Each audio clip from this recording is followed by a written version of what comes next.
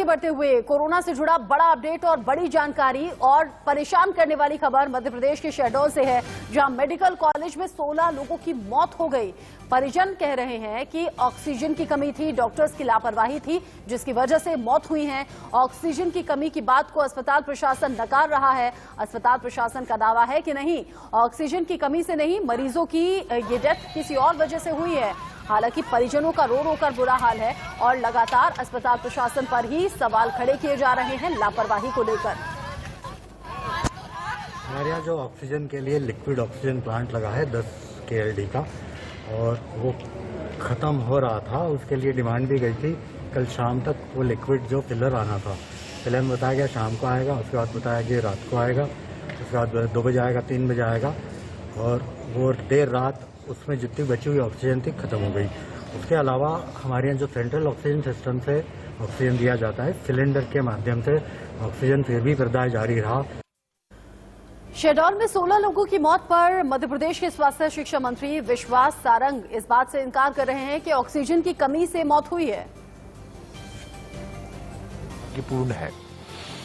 हमने स्वयं प्रशासन से वहां के बात की, जो वहां के डीन से बात हुई, और उनका यह कहना है कि ऑक्सीजन की कमी के कारण किसी की मृत्यु नहीं हुई। जिनकी मृत्यु हुई है वो बहुत क्रिटिकल थे, और जिस समय मृत्यु हुई बाकी पेशेंट भी वेंटिलेटर पर भी थे, और किसी मरीज की तबीयत नहीं बिगड़ी। यदि ऑक्सीजन की कमी से कोई दुर्घटना होती तो फिर सभी मरीजों की तबीयत बिगड़नी थी। ऐसा नहीं हुआ। जिनकी मृत्यु हुई, मैं फिर कह रहा हूं, बहुत दुर्भाग्यपूर्ण है, बहुत दर्दनाक है, परंतु वहां के प्रशासन का यही कहना है कि ऑक्सीजन की कमी के कारण कोई मृत्यु नहीं हुई है, फिर भी उसके जांच के आदेश दिए हैं। कृष्णा हमारे संवाददाता ज्यादा अपडेट के साथ जुड़ गए हैं इसी खबर पर हमारे साथ। कृष्णा, विश्वास सारंग कह रहे हैं कि नहीं, ऑक्सीजन की कमी से मौत नहीं हुई, तो फिर मौत कैसे हुई? ये मैं आपको बता देना चाहता हूँ कि बीती रात शहडोल, मध्य प्रदेश शहडोल जिले में ऑक्सीजन कमी के कारण करीब जो प्रशासनिक पुष्टि हो रही है वो 6 लोगों की है, लेकिन जो सूत्रों के अनुसार जो मरीज के परिजन वहां भर्ती थे, उनके हिसाब से यहाँ पे 16 से 17 लोगों की मौत हो चुकी है ऑक्सीजन की कमी होने के कारण। कहीं न कहीं ऑक्सीजन का लेवल कम हो गया था और दबाव बढ़ता जा रहा है, उस कारण ये 16 मरीजों की मौत हुई है। जो मरीज के परिजन में जो वहाँ भर्ती थे उनके परिजन बता रहे हैं हमें, लेकिन जो प्रशासनिक पुष्टि अभी तक 6 की कर रहा है। कुल मिलाकर देखा तो ये स्वास्थ्य प्रबंधन जो लगातार मौत के आंकड़े हो या कोई मामले हो लेकर छुपाता है, मौत के आंकड़े को लेकर हो या भर्ती मरीज के मामले को लेकर लगातार प्रशासन छुपाता है, चला आ रहा है। इस पर्दादारी की बजाय अगर ये ध्यान दिया होता कि कैसे इन व्यवस्थाओं को दुरुस्त किया जाए तो बेहतर रहता। बहुत शुक्रिया कृष्णा, इस अपडेट को हम तक पहुंचाने के लिए। सिर्फ मध्य प्रदेश का शहडोल नहीं, देश के तमाम हिस्सों से इसी तरह से दर्दनाक तस्वीरें और खबर सामने आ रही है। मुंबई से बड़ी खबर, जहां ऑक्सीजन संकट की वजह से 24 घंटे में 168 मरीजों को दूसरी जगह शिफ्ट किया गया है, क्योंकि बीएमसी के कई अस्पतालों में ऑक्सीजन की कमी है। मुंबई में 24 घंटे में 8,834 नए मरीज सामने आए हैं। 24 घंटे में अकेले मुंबई में 52 लोग दम तोड़ चुके हैं। ऐसे में बीएमसी के वो अस्पताल जहां ऑक्सीजन की कमी हो गई है, ऐसे में मरीजों के लिए अब कोई विकल्प बचा नहीं। ऐसे में तीमारदार जैसे तैसे आनन फानन में अपने मरीजों को लेते हैं और दूसरी जगह शिफ्ट करने पहुंच जाते हैं। पिछले 24 घंटे में ऐसे 168 मरीज हैं जिन्हें दूसरी जगह शिफ्ट किया गया ऑक्सीजन की कमी की वजह से। बाबा हॉस्पिटल से बहुत ही शॉकिंग विजुअल्स हमें फिलहाल दिखाई दे रहे हैं, जहां पे व्हील चेयर पे एक पेशेंट है और वो पोर्टेबल ऑक्सीजन ले रहे हैं। इन्हें अंदर ऑक्सीजन नहीं मिल रहा है, इसलिए खुद बाहर जो है पोर्टेबल ऑक्सीजन ले रहे हैं। इनके रिलेटिव्स फिलहाल फोन पे हैं लगातार और दूसरे ऑक्सीजन बेड को लेकर जो है बेड को ढूंढ रहे हैं। आइए इनके रिलेटिव्स से बात करते हैं और इनसे ये करते हैं। सो ये बताए पेशेंट कौन है, इनका नाम क्या है, और डिटेल में बाद में बताइएगा। कोविड पॉजिटिव है और किस तरह से आगे चीजें? हेलो, मेरा वो जीजा जी है। मैं पहला उनको मलेरिया दिखाया, बाद में थोड़ा कोविड का लागन दिखाया, तो आज कल उनको कल अच्छे थे, आज उनको सांस लेने की तकलीफ हो रही है। तभी यहाँ बाबा हॉस्पिटल आया, वहाँ पे बेड भी नहीं, ऑक्सीजन भी नहीं है बोल रहे हैं। कोई बता भी नहीं रहे क्या बाबा ये इधर जा लेके जा, लेकिन वहाँ से वार रोड में फोन ही नहीं आ रहा है। ना बेड है ना ऑक्सीजन है, और जो परिजन है उन्हें समझ नहीं आ रहा कि मरीज को कहां लेकर जाएं, क्या करें। उर्वशी हमारे साथ जुड़ गई हैं ज्यादा अपडेट के साथ लाइव। उर्वशी, ये तस्वीरें तो डरा रही हैं, मरीज क्या करे, और ऐसे तो जो केसेस बढ़ते जा रहे हैं, अब नेक्स्ट डे पता नहीं कि आपका और हमारा नंबर कब आ जाए।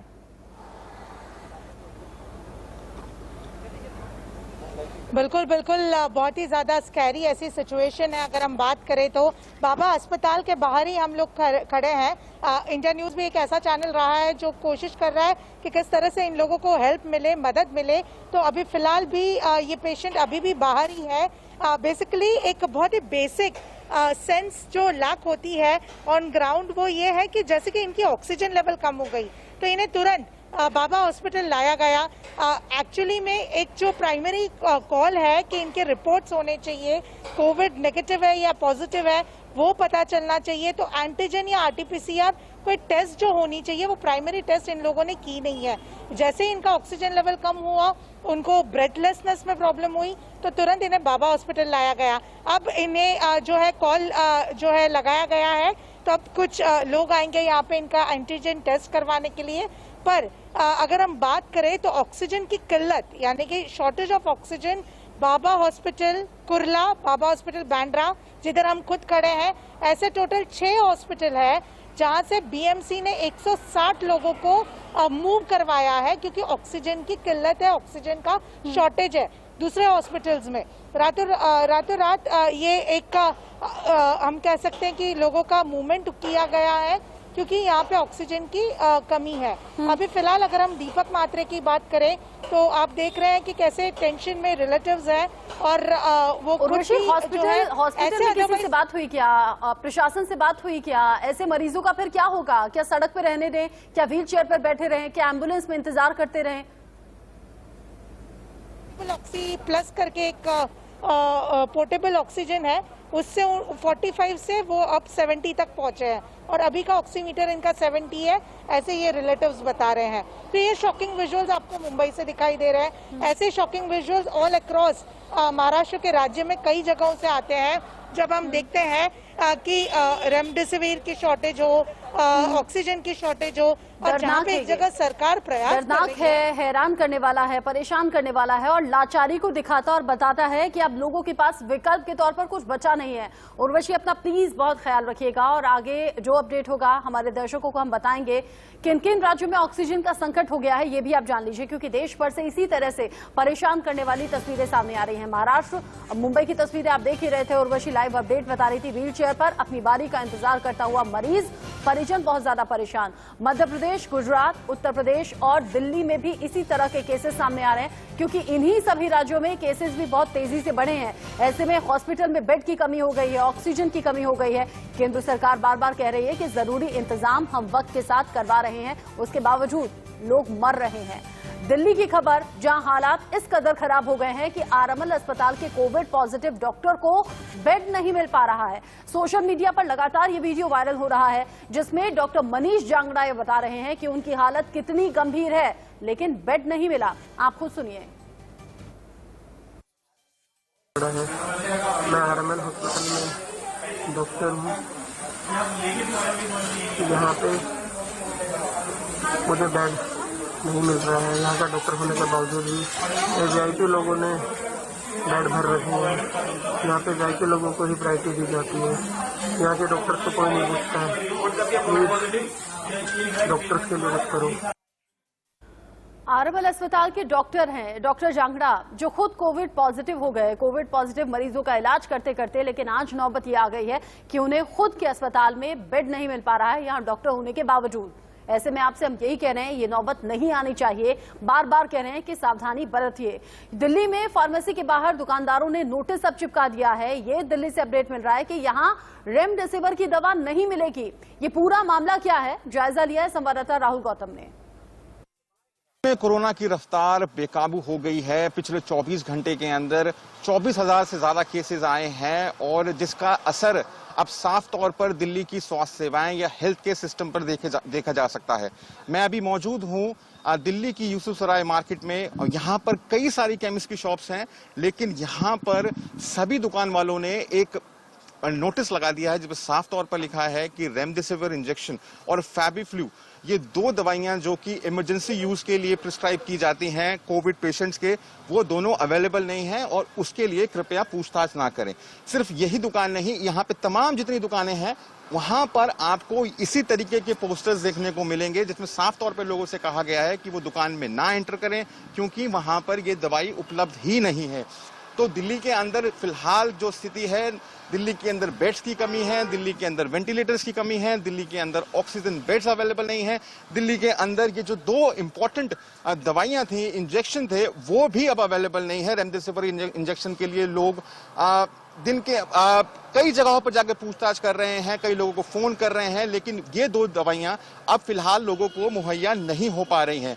दिल्ली के जो मुख्यमंत्री हैं अरविंद केजरीवाल, उन्होंने साफ तौर पे आदेश दिए हैं कि जो लोग इन दोनों दवाइयों की ब्लैक मार्केटिंग कर रहे हैं और इस आपदा में भी अफसरों को ढूंढ रहे हैं, उन लोगों पर सख्त कार्रवाई की जाएगी। बात कर लेते हैं यहाँ पर जो मौजूद हैं। सर, एक दिन में कितने लोग आते होंगे रेमडेसिविर इंजेक्शन को लेकर? 40 से 50 लोग कम से कम, और तकरीबन 40 से 50 फोन कॉल्स भी आते हैं। अच्छा, ये कमी कब से होने लगी? जब अभी जब स्टार्टिंग हुई है तब से कमी ही कमी है। साफ तौर पे लोगों का कहना है कि उनके पास स्टॉक ही नहीं है, तो जिसकी वजह से वो लोगों को मुहैया नहीं करा पा रहे हैं।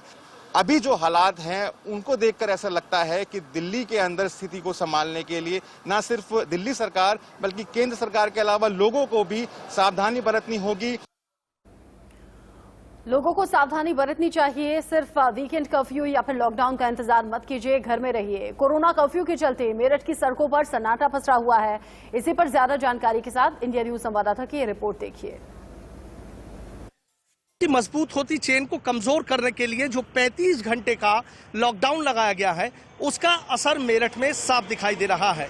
इस वक्त हम खड़े हैं शहर के सबसे व्यस्तम बेगम पुल चौराहे पर, और आप देखिए कि यहाँ अक्सर पैर रखने की भी जगह नहीं मिलती थी। वाहन यहाँ दौड़ते हुए नजर आते थे, लेकिन अब इक्का दुक्का वाहन ही यहाँ पर नजर आ रहे हैं।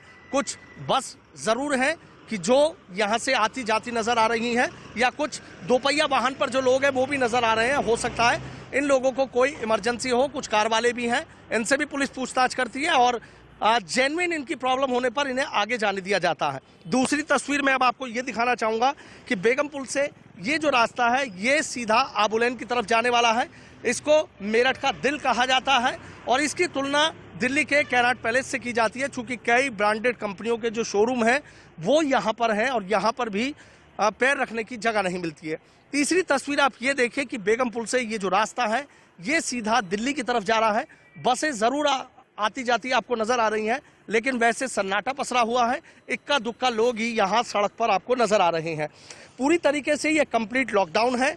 सोमवार सुबह 7 बजे तक ये कंप्लीट लॉकडाउन रहेगा। उसके बाद जिंदगी फिर से पटरी पर लौटती हुई नजर आएगी।